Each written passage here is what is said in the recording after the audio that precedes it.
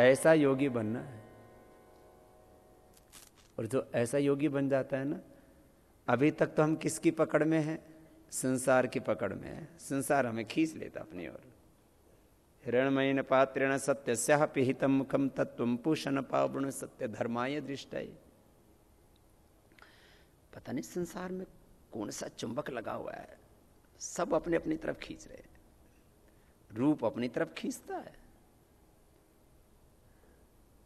रस अपनी तरफ खींचता है, रसना वासना शब्द स्पर्श रूप रस गंध, फिर मन के विषय, फिर पता नहीं संसार का अलग अलग ऐश्वर्य, सब अपनी अपनी ओर खींचने में लगा हुआ है। फिर जब ये महसूस कर लेता है ना जो व्यक्ति, ये सारा आकर्षण तो भगवान का ही है भाई। बताओ ये सोना किसने बनाया? बोलो। तो सोने में आकर्षण होना चाहिए कि भगवान में? ये रूप किसने बनाया?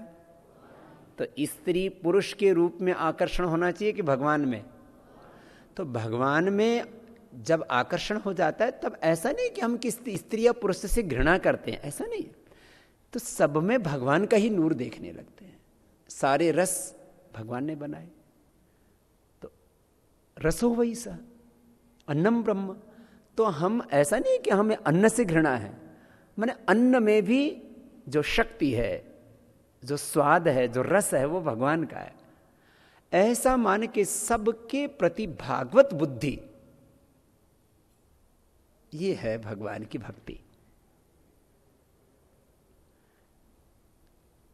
भगवान से यही प्रार्थना है, हम सबको भगवान ऐसी बुद्धि दे, ऐसी सात्विक बुद्धि दे, ऐसा विवेक दे, ऐसी सद्भावना दे, ऐसी प्रेरणा दे कि हमारे भीतर भागवत बुद्धि उत्पन्न हो जाए। और जिनके भीतर ये भागवत बुद्धि उत्पन्न हो जाती है, वे संसार के आकर्षण से मुक्त हो जाते हैं। फिर भगवान का जो आकर्षण है ना,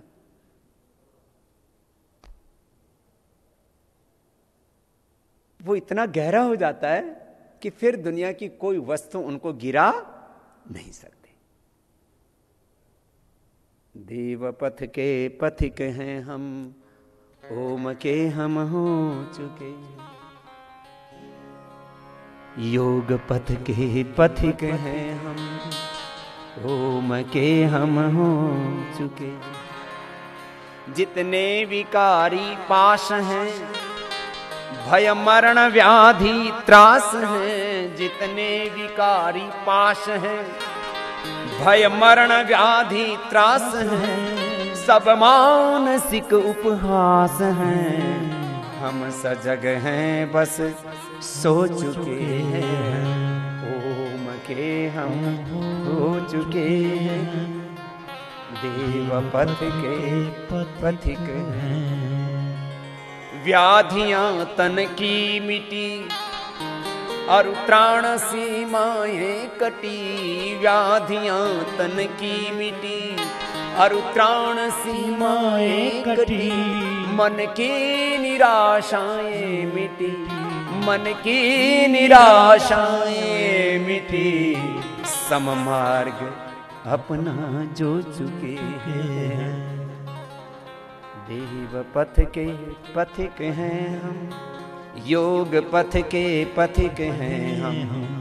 ओम के हम हो चुके हैं। पावन त्रिवेणी धाम है। ज्ञान कर्म उपासना, ज्ञान है योग, कर्म योग, भक्ति योग। शुद्ध ज्ञान शुद्ध कर्म शुद्ध उपासना, यही ऋग यजु साम अथर्व, यही तो त्रय विद्या हमारे वेदों की। स्वर्गीय धन ध्रुव धाम है, पावन त्रिवेणी धाम है। स्वर्गीय धन ध्रुव धाम है, अध्यात्म में विश्राम है। अध्यात्म में विश्राम है। मल ताप त्रय को धो चुके हैं। ओम के हम हो चुके हैं। योग पथ के पथिक हैं। अब आत्म निर्मल गंग में, अब आत्म निर्मल गंग में, निसीम प्रेम तरंग में। अब आत्म निर्मल गंग में, निस्सीम प्रेम तरंग में उस अज्ञानामय अंग में अस्तित्व अपना खो चुके हैं, घूम के हम हो चुके हैं, योग पथ के पथिक हैं,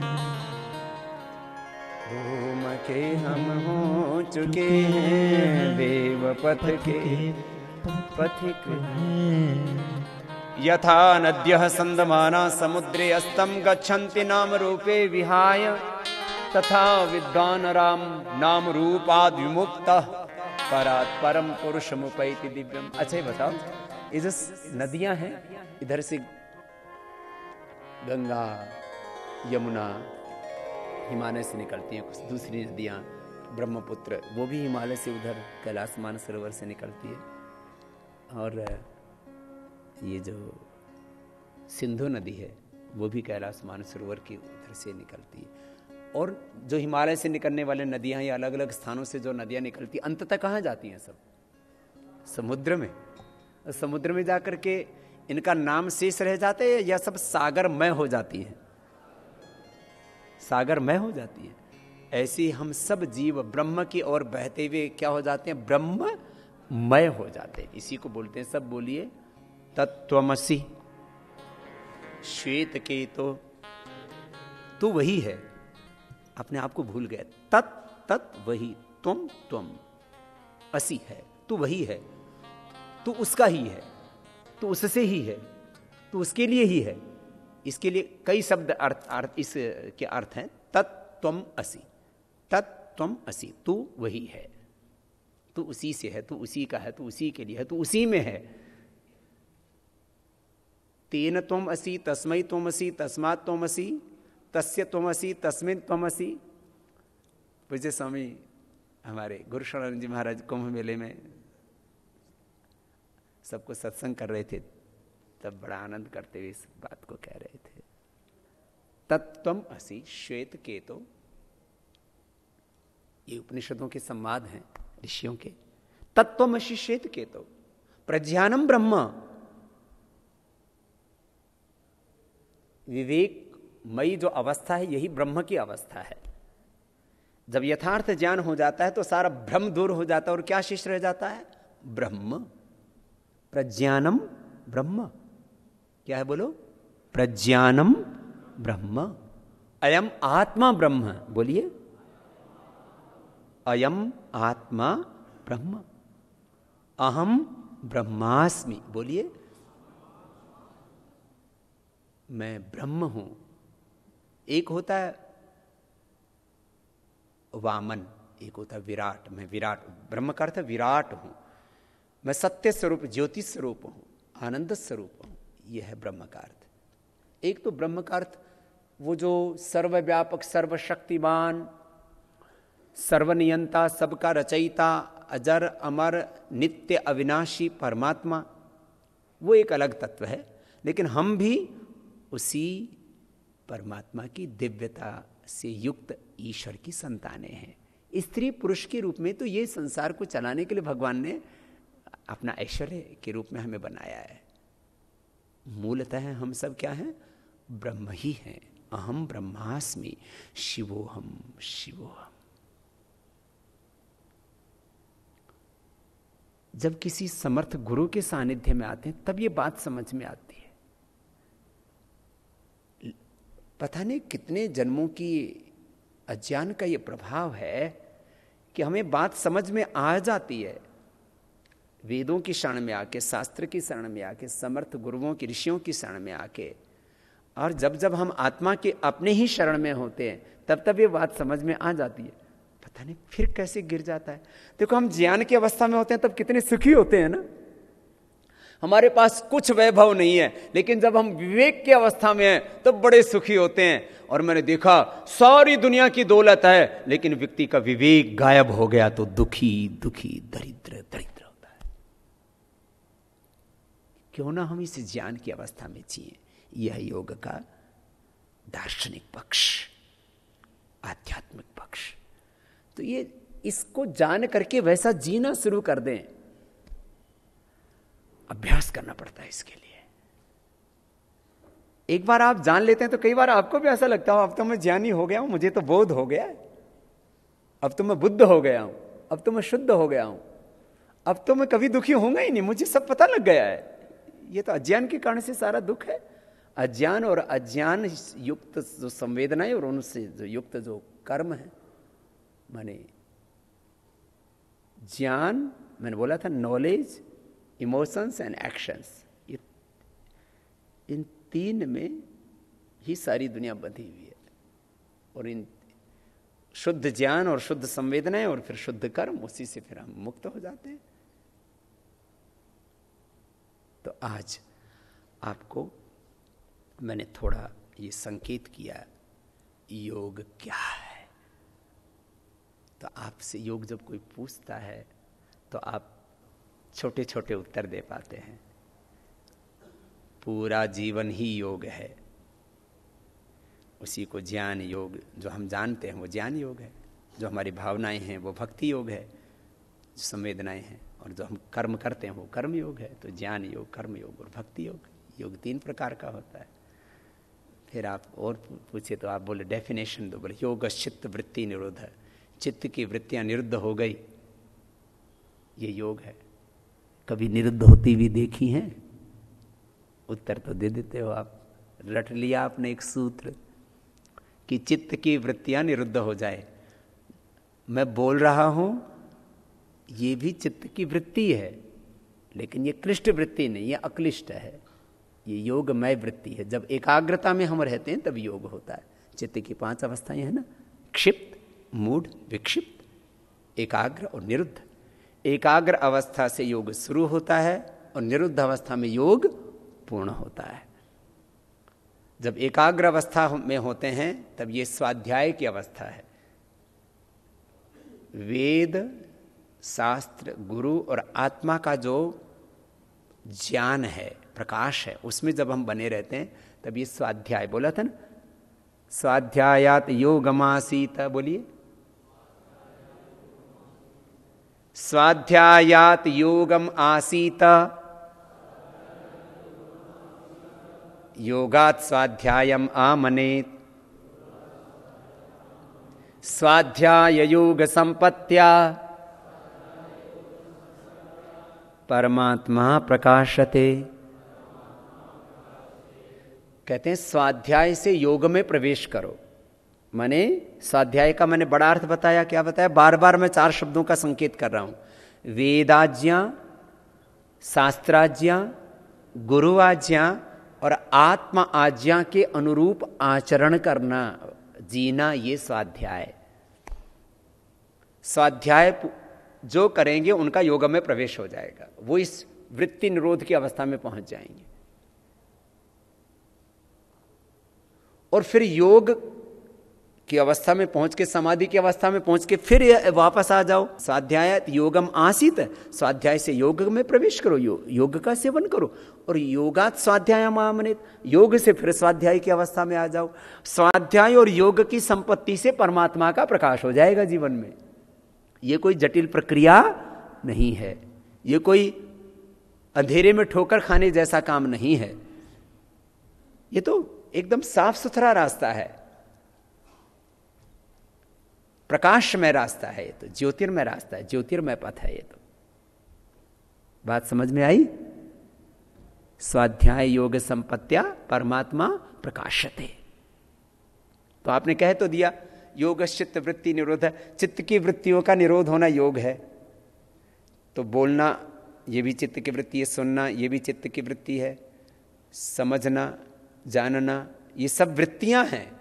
कुछ शरीर की वृत्तियां, कुछ इंद्रियों की वृत्तियां, चित्त की वृत्तियां। सबसे सूक्ष्म वृत्ति किसकी होती है? चित्त की वृत्ति। जैसा विचार होगा वैसे ही तो हमारा जीवन होता है। उन विचारों के भी पार चले जाना, निर्विचार हो जाना। क्या है बोलो? निर्विचार, निर्विकार, निर्द्वंद्व, निर्वैर, निर्भय, निर्विकल्प, निर्बीज हो जाना, ये योग है। योग चित्त वृत्ति निरोध। थोड़ा इसको और समझाने के लिए फिर मैंने एक बड़े वाक्य का प्रयोग किया। क्या वाक्य का प्रयोग किया था? एकाग्रता, प्रसन्नता और पवित्रता पूर्वक पूर्ण पुरुषार्थ या अत्यंत पुरुषार्थ करते हुए अभ्युदय और निश्रेय से सिद्ध करके अकाम होके, निष्काम होके, आप्त काम या आत्म काम, ब्रह्म काम हो करके जीवन में पूर्णता प्राप्त करना, दिव्य जीवन जीना, ये योग है। अब इतना बड़ा ये जो दर्शन है इस पूरे वाक्य में, थोड़ा बड़ा वाक्य हो गया है ना। अब इसमें सारे शास्त्रों का समावेश है इतने एक वाक्य के अंदर। ये योग है। फिर उसी को दूसरे शब्दों में कहा गीता में, मेरे साथ बोलिए, योगस्थः कुरु कर्माणि संगम त्यक्त्वा धनंजय सिद्ध्य सिद्ध्यो समो भूत्वा समत्वम योग उच्यते। अब योग क्या है? योगस्थः कुरु कर्माणि, योगस्थ होकर के मतलब आत्मस्थ होकर के, अपने मूल स्वरूप से। हमारा मूल स्वरूप, मूल स्वभाव, मूल प्रकृति, मूल धर्म, स्वधर्म क्या है? आत्मधर्म। आत्मा का धर्म क्या है? ज्ञानमय, ज्योतिर्मय, तेजोमय, शांतिमय, आनंदमय, यही आत्मा का धर्म है। तो योगस्थ होकर के, योगस्थ होकर के माने आत्मस्थ होकर के, आत्मस्थ होकर के मतलब अपनी मूल प्रकृति से जुड़ के, अपने मूल स्वभाव से जुड़ करके योगस्थ कुरु कर्माणि, कर्म करते रहो। तो जो योगस्थ होकर के, आत्मस्थ होकर के कर्म करता है, उसको कोई दुख होता ही नहीं, क्योंकि वो जो कर्म कर रहा है वो किसी एम्बिशन से कर्म नहीं कर रहा है, किसी अविवेकपूर्ण इच्छा से युक्त होकर के, राग द्वेष से युक्त होकर के कर्म नहीं कर रहा है। वो कुछ पाने के लिए, कुछ खोने के लिए भी, लाभ हानि के लिए भी कर्म नहीं कर रहा है। तो किसके लिए कर रहा है? भगवान के लिए। भगवान ने प्रेरणा दी, आत्मा में, मस्तिष्क में ज्ञान दिया, हृदय में संवेदनाएं दी और उस कर्म करने का सामर्थ्य दिया। बस वो कर रहा है निमित्त मात्र होकर के। ये योगस्थ कुरु कर्माणि संगम त्यक्त्वा धनंजय, आसक्ति से मुक्त होकर के। सिद्ध सिद्ध्यो समोभूत्वा, सिद्धि में असिद्धि में, माने जय में पराजय में, लाभ में हानि में, मान में अपमान में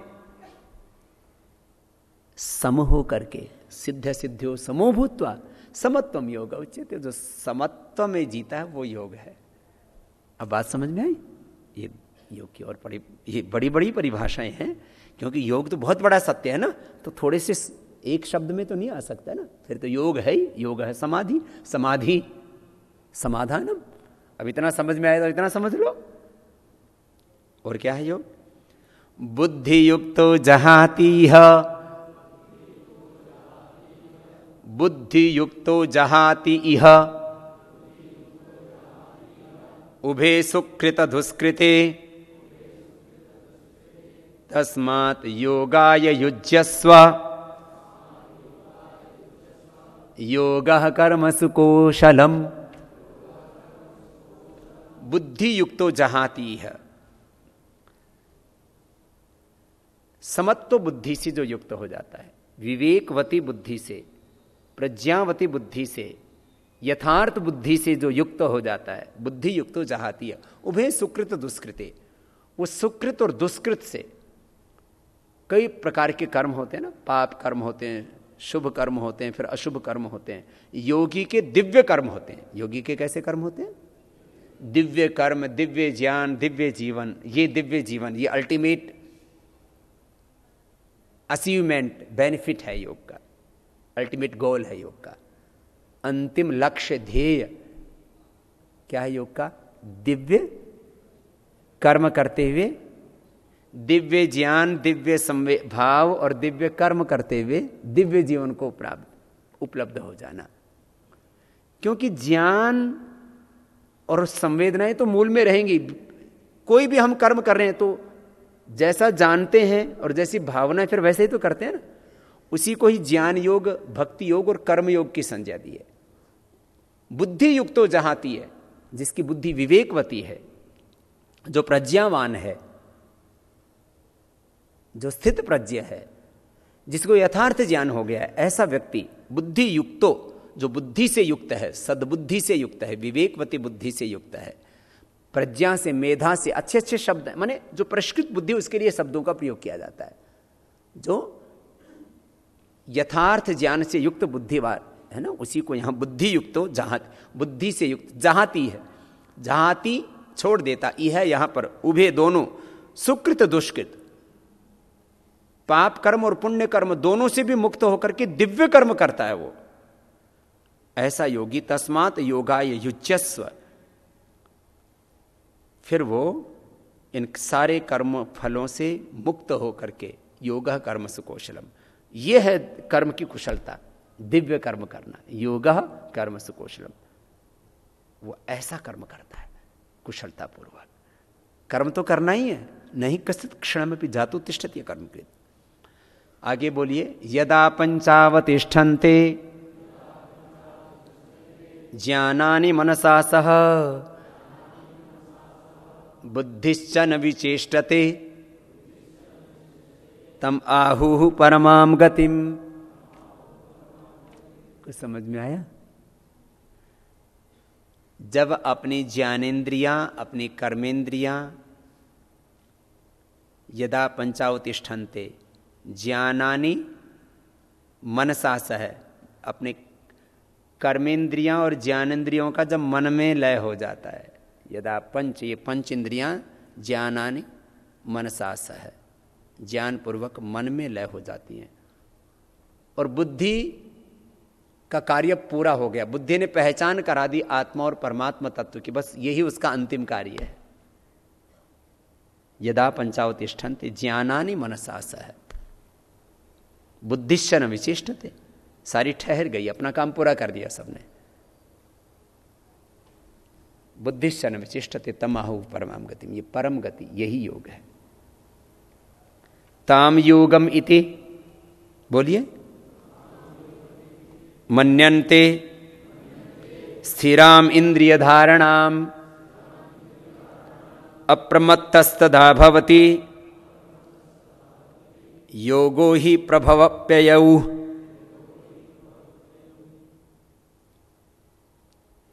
ताम योगम इति मन्यते, स्थिराम इंद्रिय धारणाम, जिसकी इंद्रियां स्थिर हो गई हैं और जो अप्रमत्त है, ताम योगम इति मन्यन्ते, उसको योग कहते हैं। किसको? स्थिराम इंद्रिय धारणा, जिसकी इंद्रियां स्थिर हो गई हैं। अप्रमत्तस्तदा भवति, वह अप्रमत्त, प्रमाद रहित हो जाता है। प्रमाद है ना, एक क्षण का प्रमाद आदमी को गिरा देता है।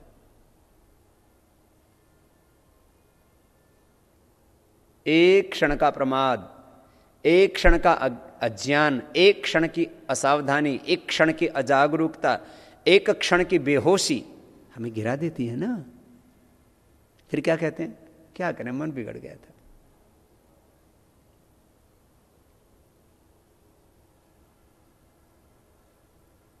ना, ऐसा नहीं जीना।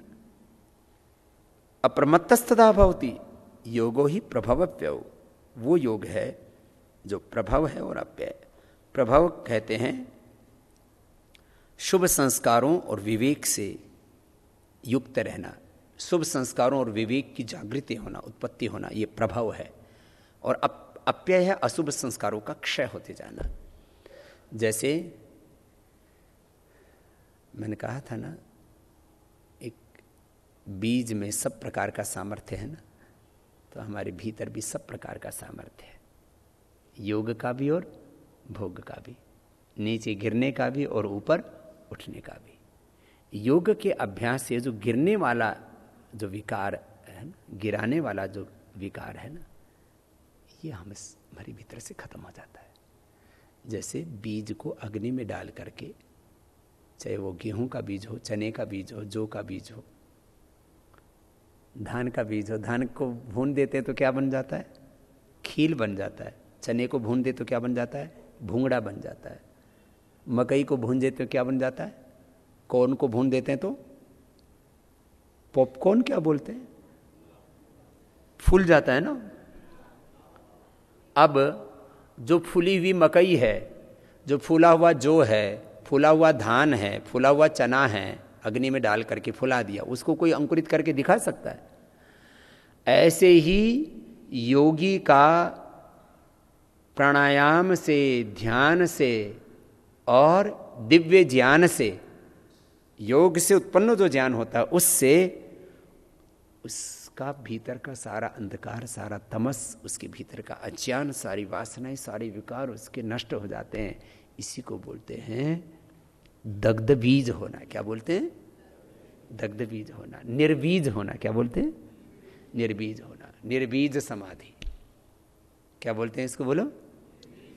तो आप सबको इस स्थिति में जाना है, सबके प्रति भागवत बुद्धि रखते हुए और सबके प्रति भगवत्तापूर्ण व्यवहार करते हुए भगवान की तरह व्यवहार करो एक दूसरे के